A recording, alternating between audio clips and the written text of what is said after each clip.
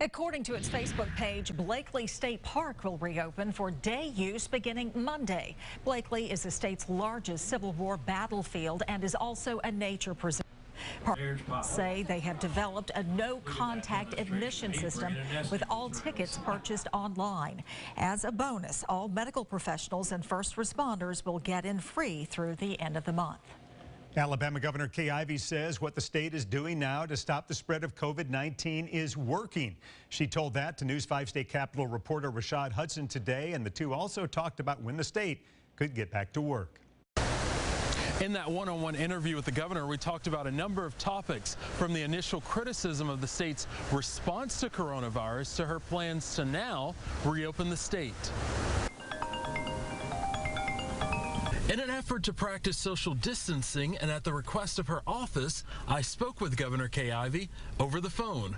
A lot of Alabamians would like to know, how's your health during all of this? Are you taking the necessary precautions? I'm doing what we've asked every Alabamian to do, no more, no less. And the medical folks say if you don't have any symptoms, you don't need to get tested. This week, the state health officer said the virus is disproportionately affecting Alabama's African-American community. Many people in our African-American community have underlying health conditions, obesity, diabetes, etc. The state has received a lot of criticism on the response to COVID-19, the governor rejecting much of that criticism. I've tried real hard not to do things too soon or too late, and right now we're making progress, and the progress is because our people have followed along and followed the plan. The governor has put together several task forces to look at reopening the state and expect to hear recommendations by the end of the month. But this group of protesters in front of the Capitol steps say the state should reopen right now. We don't need a committee. We need the governor to rescind the orders, and we need to get back to work. We asked political analyst Steve Flowers if states should reopen on their own or wait for the all clear from the federal government. My guess is the governors are going to do what they think is best for their state. Tomorrow, the Governor's Small Business Commission, chaired by the Lieutenant Governor, will make their recommendations on how to reopen the state. Reporting in Montgomery, Rashad Hudson, WKRG News 5. Sewing machines are working overtime to keep up with the demand for face masks during this pandemic. That's certainly true in a Daphne home. As News 5's Debbie Williams tells us, the motivation behind creating face masks has a double purpose.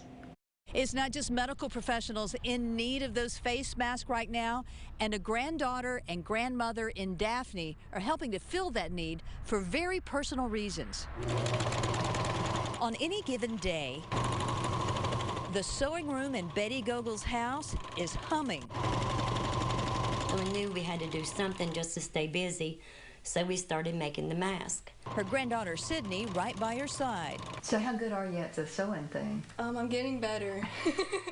It's a new skill for the teenager, but one she was eager to learn. We're giving back and we're paying it forward, and we're also helping Children's of Alabama. You see, it was just a few months ago that Sydney was a patient at Children's fighting thyroid cancer. My doctors, they've been telling me to follow like strict social distancing guidelines and stuff because my cancer cells are coming back. So making face masks was perfect.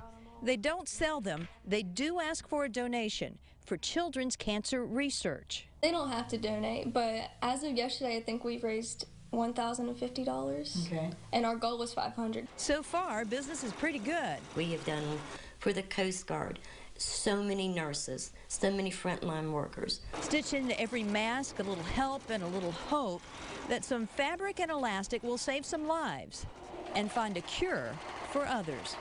On the Baldwin County beat in Daphne, Debbie Williams, WKRG News 5.